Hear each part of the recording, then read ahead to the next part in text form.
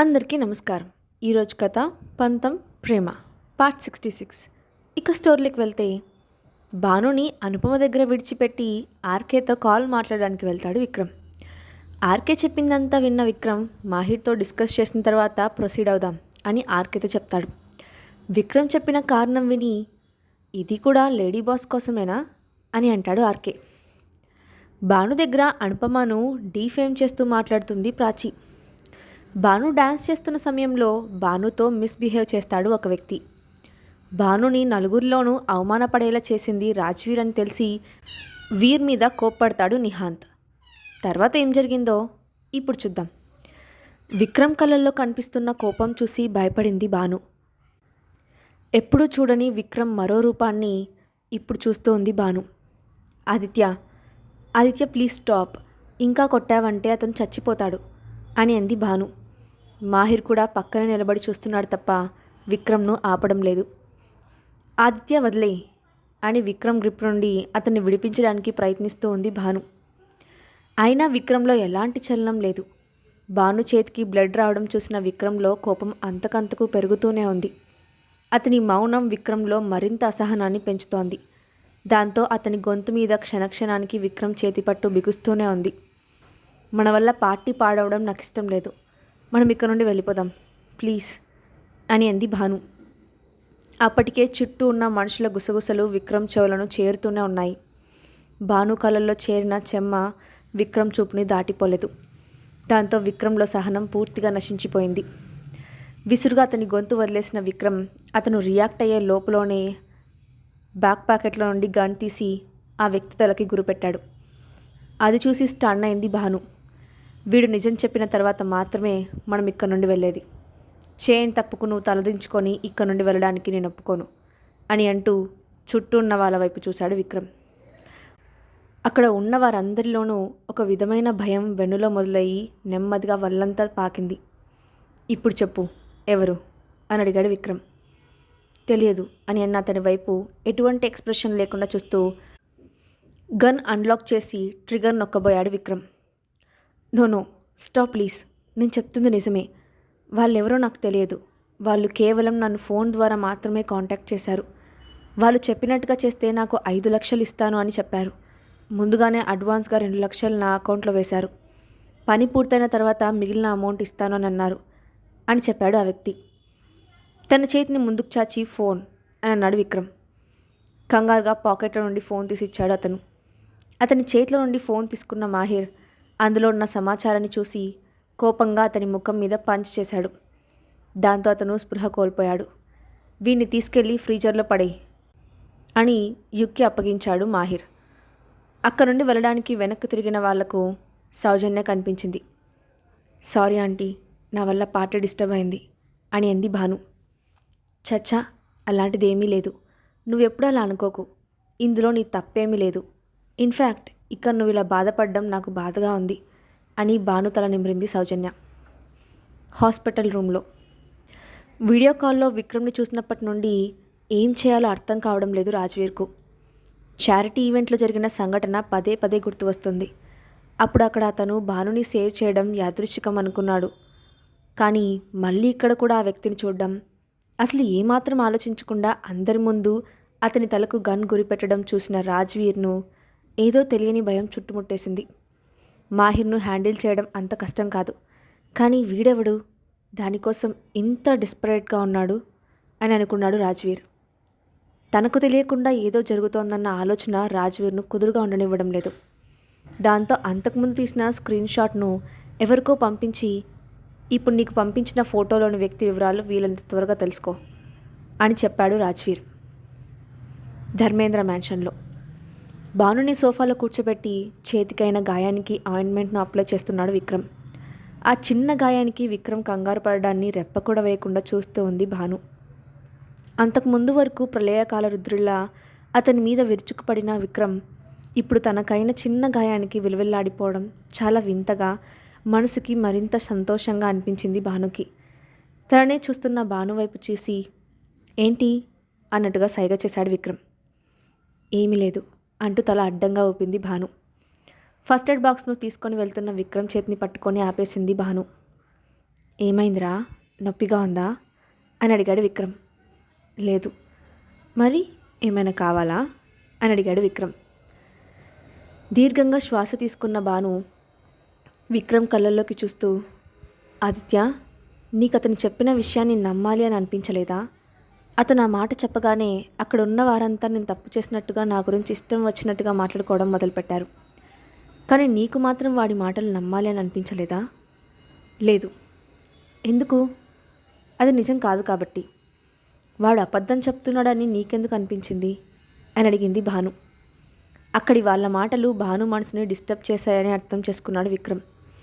అందుకే Bhanu mood change చేయడానికి మాట్లాడుతూ, వాళ్ళ గురించి నాకు తెలియదు కానీ నీ టేస్ట్ మరీ అంత వరస్ట్గా ఉంటుందని నేను అనుకోను అని అన్నాడు విక్రమ్.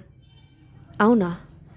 హా, ఇంత హ్యాండ్సమ్ హస్బెండ్ను పక్కన పెట్టుకొని ఆ పొటాటో ఫేస్ని ట్రై చేసావంటే నమ్మడానికి నేనేమి వాళ్ళలా బ్రెయిన్లెస్ కాదు అని కన్ను కొట్టాడు విక్రమ్.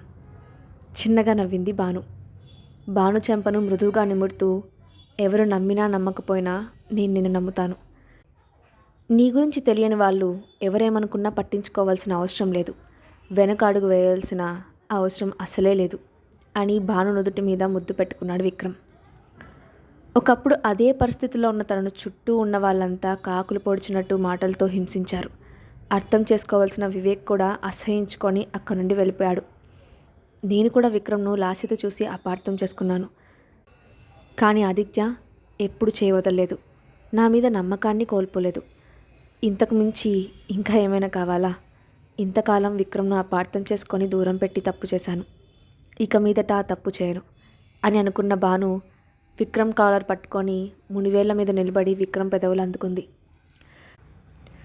మొదటిసారి భాను తనంతట తానుగా కిస్ చేయడంతో జరిగిన సంఘటనకు మొదట ఆశ్చర్యపోయినా తర్వాత తేరుకున్న విక్రమ్ భాను నడుము చుట్టూ చేవేసి దగ్గరకు లాక్కొని భాను మెడ పట్టుకొని ఆ ముద్దుని మరింత తీవ్రం చేశాడు.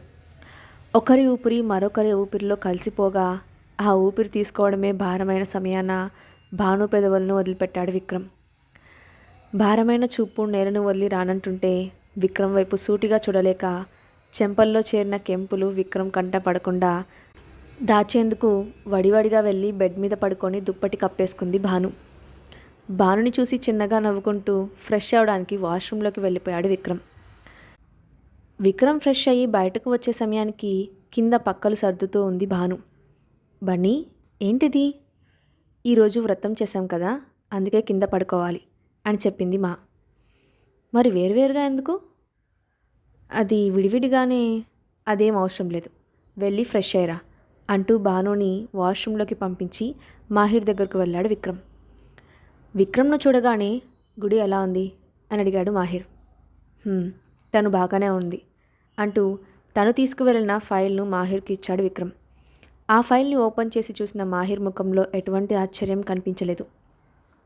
ఆ వ్యక్తి దగ్గర నుండి తనకు వచ్చిన సమాచారం ద్వారా తను తెలుసుకున్న వివరాలను విక్రమ్కు వివరంగా చెప్పాడు మాహిర్. లెట్స్ గో అని అన్న విక్రమ్ వైపు చూస్తూ, తనకు ఇప్పుడు నీ అవసరం ఉంది, నువ్వు గుడి దగ్గరే ఉండు, మిగిలినంతా నేను చూసుకుంటాను అని అన్నాడు మాహిర్. నిమిషం పాటు సైలెంట్గా ఉన్న విక్రమ్ మాహిర్ వైపు సూటిగా చూస్తూ, నేను ఆర్వీ ఇండస్ట్రీస్ను అక్వైర్ చేయాలని అనుకుంటున్నాను. మీకు మధ్య ఎలాంటి బాండింగ్ ఉన్నా సరే ఇక మీదట నేను ఆ విషయాన్ని పట్టించుకోవాలని అనుకోవడం లేదు. ఇకపై వాళ్ళు భాను పేరు తలుచుకోవడానికి కూడా భయపడేలా చేస్తాను అని చెప్పి అక్కడి నుండి వెళ్ళిపోయాడు విక్రమ్. బయటకు వచ్చిన విక్రమ్ ఆర్కేకు కాల్ చేసి మాట్లాడి ప్లాన్ ప్రకారం ప్రొసీడ్ అవ్వమని చెప్పాడు. విక్రమ్ రూమ్లోకి వెళ్ళేసరికి ఫ్రెష్ అయి వచ్చిన భాను కాల్ మాట్లాడుతూ కనిపించింది. అప్పటి వరకు ఉన్న కోల్డ్ ఎక్స్ప్రెషన్ను నార్మల్గా మార్చేస్తూ భాను పక్కన సెటిల్ అయ్యాడు విక్రమ్. విక్రమ్ని చూడగానే చేతిలో ఉన్న మొబైల్ను చాలా క్యాజువల్గా పక్కన పెట్టేస్తూ, ఆదిత్య, నువ్వు నీ ప్లేస్లోకి వెళ్ళి పడుకో అని అంది భాను. లేదు, నేను ఇక్కడే పడుకుంటాను అంటూ భాను పక్కనే పడుకున్నాడు విక్రమ్. నో, అది కుదరదు. ఏ, ఎందుకు కుదరదు? అమ్మ చెప్పింది కదా. నువ్వు నా పక్కన లేకుంటే నాకు నిద్ర పట్టదు బన్నీ అంటూ భానుని హక్ చేసుకొని పడుకున్నాడు విక్రమ్. విక్రమ్ మొండితనం గురించి తెలిసే ఉండడంతో ఇక చేసేదేమీ లేక సైలెంట్గా ఉండిపోయింది భాను.